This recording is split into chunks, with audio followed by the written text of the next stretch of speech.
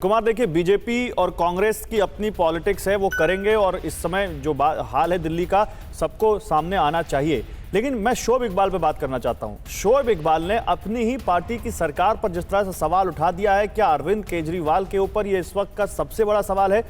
दिल्ली में कोरोना से निपटने के हालात में क्या उनकी सरकार पर यह बहुत बड़ा सवालिया निशान?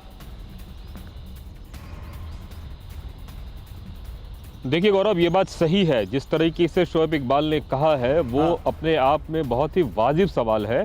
पहली बात कि दिल्ली की हालत ये है कि कोई उनकी सुन नहीं रहा है। किसी विधायक की आज की तारीख में इतनी वक्त नहीं है कि वो किसी निजी अस्पताल में या किसी बड़े अस्पताल में किसी का एडमिशन की गारंटी ले ले। इतनी बुरी स्थिति में आज की तारीख में दिल्ली पहुंच चुकी है।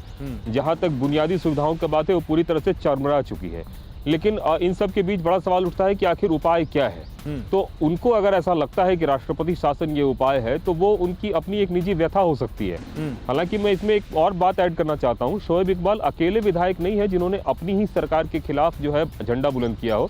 देश के कई सारे ऐसे राज्य हैं जहाँ पे विधायक, सांसद सभी लोग जो है अपनी अपनी सरकार के खिलाफ कह रहे हैं, क्योंकि उनकी मजबूरी है। जनप्रतिनिधि जब उनके पास जा रहे हैं तो वो एकदम अपने आप को असहाय महसूस कर रहे हैं। बिल्कुल, ये एक बड़ा सवाल जरूर है। हालांकि अभी तक आम आदमी पार्टी की तरफ से आधिकारिक प्रतिक्रिया कोई नहीं आई है। ऑफ रिकॉर्ड उनका यही कहना है कि ये उनकी निजी राय है, पार्टी का इससे कोई लेना देना नहीं है। लेकिन ये हकीकत है, दिल्ली की जो स्थिति है वो बद से बदतर हो चुकी है और क्या होने वाला है ये किसी को कुछ पता नहीं है। सारा सिस्टम भगवान भरोसे चल रहा है। बिल्कुल, ये साफ है। जब उसी पार्टी का विधायक, जिस पार्टी की सरकार हो, वो सामने आए मीडिया के और कहे कि दिल्ली में लाशें बिछ जाएंगी, तो आप समझ सकते हैं कि दिल्ली में इस वक्त हालात क्या हैं।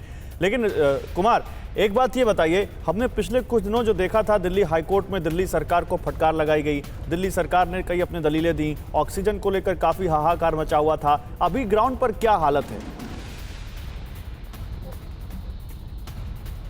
देखिए, ग्राउंड पे स्थिति जो कुछ भी आप देख रहे हैं गौरव या सुन रहे हैं उससे कहीं ज्यादा खराब है। यकीन मानिए, 12 बजे रात से लोग जो है रेमडेसिविर के लिए लाइन में लगे हुए हैं। ऑक्सीजन सिलेंडर लेके अगर आज आप पहुंचे तो कल आपकी बारी आएगी कि नहीं, इसकी बात की कोई गारंटी नहीं है। जो पॉइंट से ऑक्सीजन सिलेंडर के, चाहे बदरपुर हो, चाहे नरेला की तरफ हो या फिर दूसरे जगह हो, वो सारे पॉइंट्स पे लोग रात भर लाइन लगा के खड़े हैं। आप आए दिन डेली समाचारों में देख रहे हैं, हम लोग दिखा रहे हैं। अस्पतालों से जब हमें फोन आता है कि हमारे पास 2 घंटे के लिए सिलेंडर बचा हुआ है, 3 घंटे के लिए सिलेंडर बचा हुआ है ऑक्सीजन का, तो ये बातें बताने के लिए काफी है कि कितनी बुरी स्थिति है। कई सारे अस्पतालों ने तो यहाँ तक कर दिया है कि जिन लोगों को हाई फ्लो ऑक्सीजन की जरूरत है उनको ऑफिशियली लेना बंद कर दिया है, या फिर अगर ले रहे हैं तो उनसे इस बात का रिकमेंडेशन लिखवा रहे हैं कि आप अपने साथ ऑक्सीजन सिलेंडर की व्यवस्था कहीं ना कहीं से मुझे भी बताया, मुझे भी ये फोन आया जिसमें कहा गया कि हॉस्पिटल ने कहा है कि हम आपके मरीज को बेड तो दे देंगे, लेकिन आपको 4 सिलेंडर ऑक्सीजन के रोज देने होंगे। ये हालत है दिल्ली और एनसीआर में, इसलिए आप समझ सकते हैं कि दिल्ली में इस वक्त क्या हालत है।